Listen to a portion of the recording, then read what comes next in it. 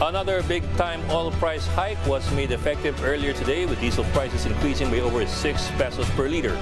To combat this, the LTFRB is eyeing a jeepney fare hike come September. Ryan Castillo with the big story. Hours before another round of big-time oil price hike took effect, motorists lined up at this gasoline station in Quezon City. Taxi driver Radix was among those who gassed up early. Hindi magpupultang na ngayon para makatipid-tipid. Jeepney driver Joey likewise feared that increase in oil price will hurt his livelihood. Pahirapan na naman, bawas na naman sa kita. Pati krudo. Kaya rin naman buhay natin ito. But good news might soon come their way. The LTFRB revealed that the jeepney fare hike is now inevitable. They say that jeepney fares are already due for an increase as prices of petroleum products doubled since the last approved fare hike in July. For LTFRB officials, it is no longer a matter of whether an increase should be imposed, but rather how much will the hike be.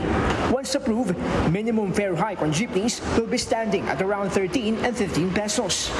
For some passengers, however, this is yet another weight added to their burden, as many of them have been struggling with the rising prices of basic commodities.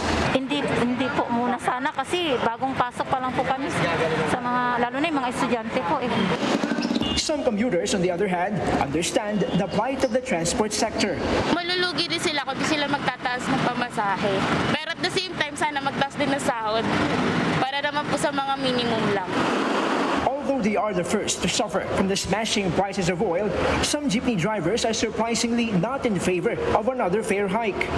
They fear passengers will have difficulty in bearing with the increase as inflation continuously hurts their daily budgeting for expenses. Ang dapat gawin dyan, bigyan kami ng percent na lang na discount sa mga gas station at mga jeep para yung ibang pasero lang po hindi nahihirapan. Meanwhile, the LTFRB assures everyone they will strike a balance between the concerns of jeepney drivers and operators and the purchasing power of the riding public. The final amount of jeepney fare hike is expected to be announced by September. For News 5, Brian Castillo, we are One News. As mentioned earlier, diesel prices will see a huge hike in its price per liter as compared to gasoline. But why exactly? Well, here's what we know. In an interview with 1PH, Energy Department Assistant Director Rodela Romero said that the hike is due to an increase in demand as some countries are already approaching their winter and harvest seasons.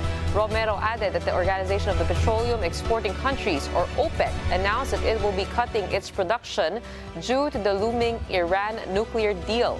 She also mentioned that supply concerns brought by the Russia-Ukraine crisis are also being factored in. Yung diesel kasi tawag dati noon socially sensitive, kaya ginagamit siya ng public utility vehicles. Sa ngayon kasi, bumaba ang stocks ng diesel sa Europe. Tapos na-deplete pa yung inventaryo. So, ibig sabihin, maraming nangailangan ng diesel. Eh yun nga, may tightness ng supply sa lahat ng klase ng produktong petrolyo, kaya mataas ang pagsipa ng presyo ng diesel.